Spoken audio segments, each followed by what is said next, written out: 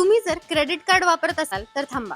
1 April 2026 पासून नवीन credit card rules येत आहेत, ज्याची माहिती तुम्हाला असणं गरजेचं आहे. आता तुम्ही तुमच्या क्रेडिट कार्डवर जर वर्षभरात 10 लाखांपेक्षा जास्तचे ट्रान्झॅक्शन्स केले किंवा क्रेडिट कार्डचं बिल 1 लाखांपेक्षा जास्त पण कॅशमध्ये पे केलं, तर ही माहिती क्रेडिट कार्ड कंपन्या डायरेक्टली इन्कम टॅक्स डिपार्टमेंटला रिपोर्ट करणार आहेत. नवीन क्रेडिट कार्डला अप्लाय करताना आता पॅन कार्ड देणं कंपल्सरी असेल.